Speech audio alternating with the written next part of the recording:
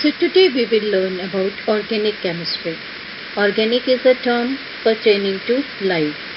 Earlier it was thought that some substances they can be obtained only from the living sources like plants and animals, so they were called as organic compounds, and the chemistry dealing with them were known as organic chemistry. Organic compounds.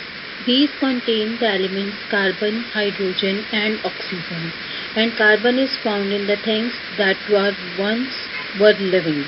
Carbon atoms share electrons to form the covalent bond, and based on all these facts the organic compounds essentially contain carbon, and the term organic compounds now applies to the compounds of carbon, and organic chemistry is defined as the study of carbon compounds.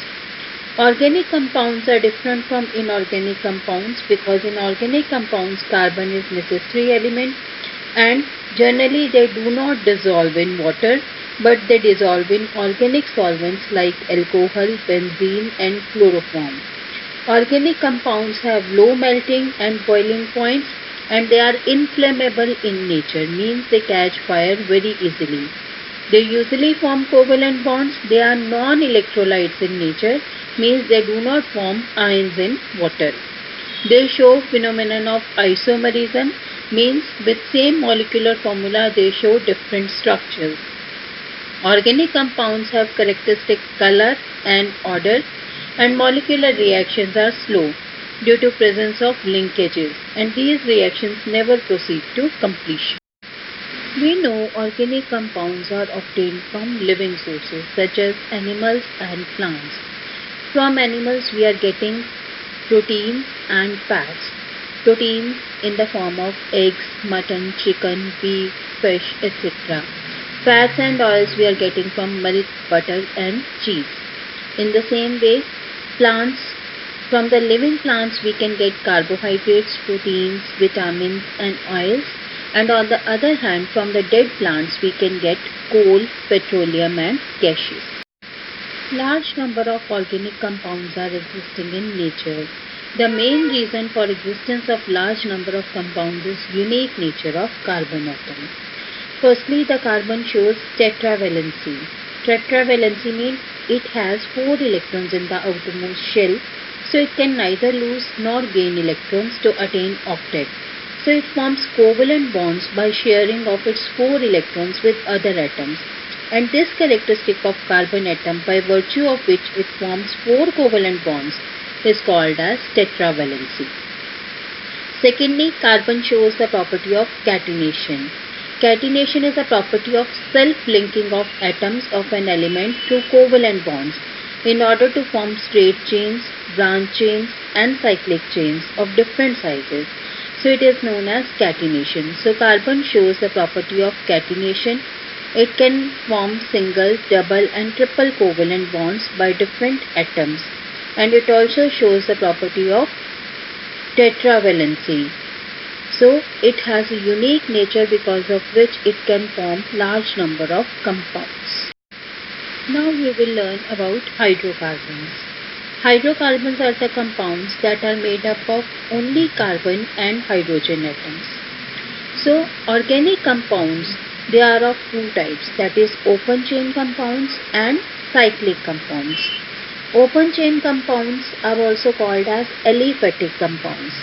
They can be further divided into straight chain compounds and branch chain compounds. Then cyclic compounds, they are further divided into homocyclic compounds and heterocyclic compounds.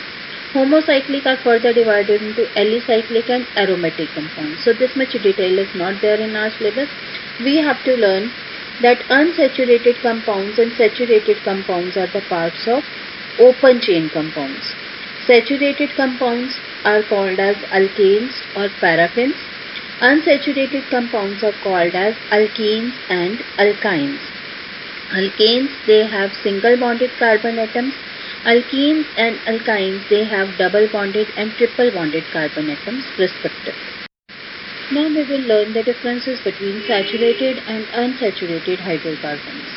So saturated hydrocarbons, in these all the 4 valencies of each carbon atom are satisfied by forming single covalent bonds with carbon and with hydrogen atoms.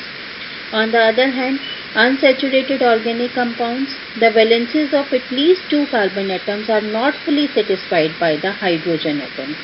So they show either double or triple covalent bond. Saturated organic compounds, they are less reactive due to non-availability of electrons in the single covalent bond, and therefore they undergo substitution reaction. On the other hand, unsaturated organic compounds, they are more reactive due to presence of electrons in the double or triple bond. Therefore they will undergo addition reactions. Examples are shown to you. Methane and ethane, they are saturated hydrocarbons, they form single covalent bond.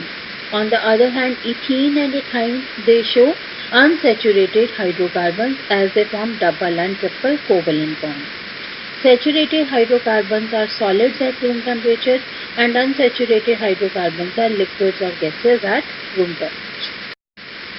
Functional group is defined as atom or group of atoms joined in a specific manner which is responsible for the characteristic chemical properties of organic compounds.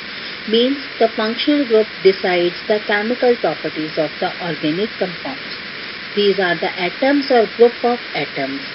When we have to write the organic compounds names, that time special suffix is provided by these functional groups. For example, for alcohols, we are writing ol at end.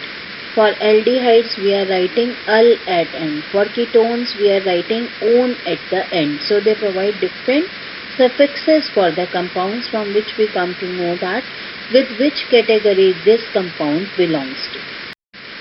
Now we will learn about the nomenclature, that how to give names to the organic compounds. Nomenclature was systemized by the chemist of IUPAC in 1957. According to this system, the name of an organic compound consists of 3 parts: root word, suffix and prefix. Root word depends upon the number of carbon atoms present in the longest chain. Then suffix, the root word is followed by an appropriate suffix which represents the nature of bond in the carbon-carbon atom. And prefix, it denotes the substituent and alkyl or functional group and its position in the carbon chain. Here I have shown you with how many carbon atoms what is the root name given to the compound. If 1 carbon atom is there, it is called as meth. For 2 carbon atoms, eth. For 3 carbon atoms, prop. For 4 carbon atoms, bute. For 5 carbon atoms, pent, and so on. So for writing the names of the organic compounds, certain rules are there. Firstly, we have to select the longest continuous chain and select the appropriate alkane name. Then the number the longest chain so that substituents have the lowest possible number. Means if alkyl group is attached to the chain or halogen group is attached to the chain, it should get the lowest number. Then name all of the side chains and list them in alphabetically order. If 2 or 3 are coming in prefix, we have to write the alphabetical order. Use multiplicative prefixes such as di, tri. Suppose 2 fluorines are coming, so we will write dichlorine. 3 are coming, we will write tri.